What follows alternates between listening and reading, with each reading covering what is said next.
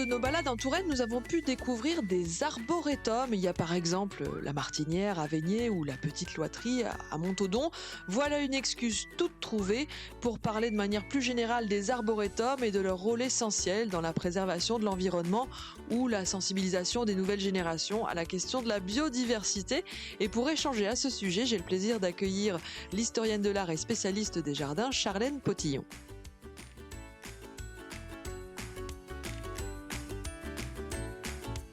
À deux pas de chez vous, une émission présentée par Émilie Mendoza.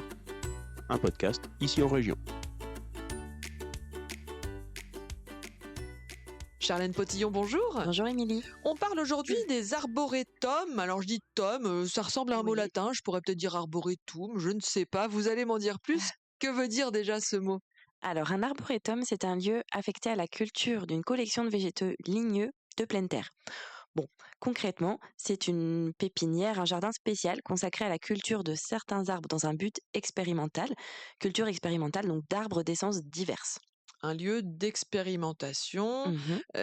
À quand remontent les premiers arboretums qu'on a pu voir en Touraine ou en France? Il y en a des anciens Il y en a des anciens, par exemple, dans le Loir-et-Cher, vous avez l'arboretum de la Fosse à Fontaine-les-Coteaux, qui a été créé, plutôt lui comme une promenade aussi paysagère, un arboretum de collection pensé et dessiné comme un parc, comme une promenade, au 19e siècle, et lui est, le premier à avoir été, protégé au titre des monuments historiques en France.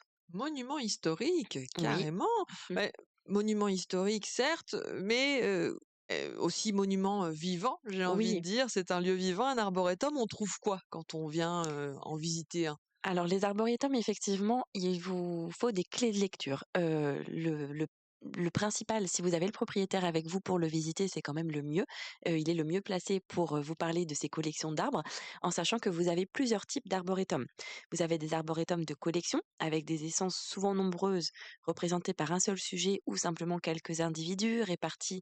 Les plantes sont réparties donc en fonction d'une systématique botanique, des origines géographiques, des exigences écologiques, des critères esthétiques, d'une composition paysagère. Voilà, ça, ce sont des arboretums de collection. Mais on a aussi des arboretums forestiers. Pour le coup, là, on va avoir des essences peu nombreuses, souvent déjà testées dans des arboretums de collection, qui présentent un intérêt économique pour les forestiers. Donc, représentés par de nombreux individus d'origine génétique des végétaux qui sont connus et disposés d'une manière similaire à des boisements forestiers classiques. Là, on est plutôt sur Une quelque chose petite d'étude. forêt. Voilà, exactement. Vous avez aussi des arboretums mixtes, donc qui présentent sur un même site les deux types de plantations, à savoir forestiers et sujets de collection. Et puis vous avez les parcs paysagers, comme c'était le cas, donc comme c'est toujours le cas, à l'arboretum de la Fosse, donc qui lui intègre des arbres de collection, le plus souvent à vocation essentiellement décorative, et agrémentés dès l'origine ou a posteriori d'arbres de collection. Très bien, mais ça donne envie de s'y promener. Il y en a un en Val-de-Loire, par exemple, à Montaudon, c'est la Petite Loiterie. Oui. Lui, qu'est-ce qu'il a de particulier ? Alors la Petite Loiterie, c'est 12 hectares de parc, il y a 8 hectares de bois, il y a un étang, il y a 7 mares, 2 kilomètres de haies, des bandes boisées et plus de 2000 espèces et variétés d'arbres et d'arbustes. Lui, son originalité par rapport aux autres arboretums qu'on peut trouver dans le centre Val-de-Loire, c'est que c'est un arboretum de collection, mais les espèces dont les feuilles se ressemblent sont plantées à proximité les unes des autres afin de mettre en évidence leurs similitudes et leurs différences. C'est pour jouer un petit peu à qui est-ce ou à un petit jeu de memory des arbres. Oui, il a un rôle pédagogique. C'est vrai que voilà, les arboretums, effectivement, vous avez des objectifs multiples.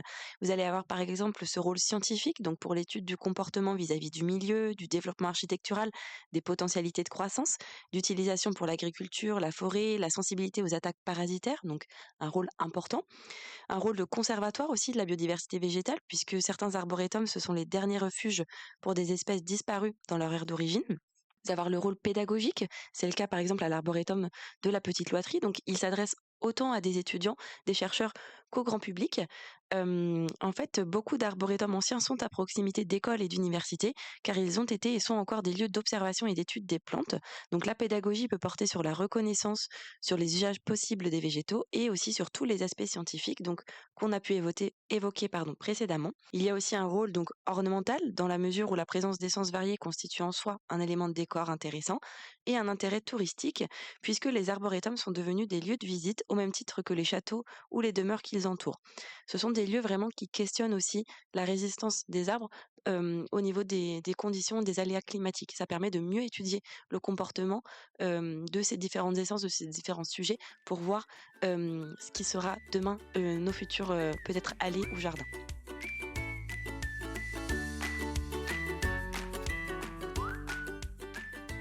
À 2 pas de chez vous, un podcast ici en région.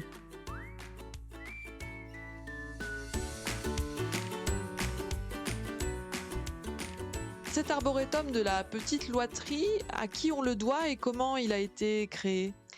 Alors, l'arboretum de la Petite Loiterie, il est récent et les premières plantations d'arbres sont dues donc à Jacques Bouteau et datent de 1995. L'idée de créer un arboretum, elle est née au début des années 1980 et elle s'est affinée progressivement pour passer de celle d'un parc normal, je mets des guillemets, à celle d'un lieu pédagogique dédié aux arbres et aux arbustes, utilisable actuellement dans les jardins et les espaces urbains.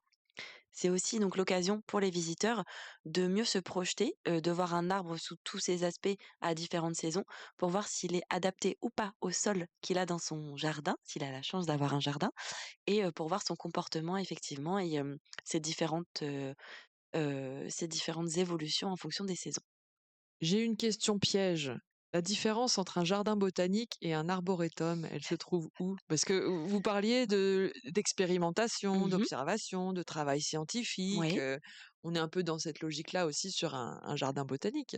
Un jardin botanique, vous allez plus être dans de l'expérience, effectivement, une collection de plantes. Ça peut être des fleurs, des plantes, alors qu'un arboretum, vous avez un peu la réponse au début du Oui, mot. dites que ma question était bête. Dites que ma Non, pas question du était tout, bête.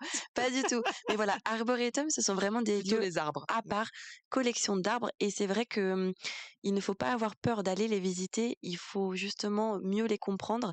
Et pour ça, rien de mieux que les propriétaires pour vous faire vivre et découvrir cette passion des arbres. Vous parlez de propriétaire, c'est Mhm. forcément privé, un arboretum?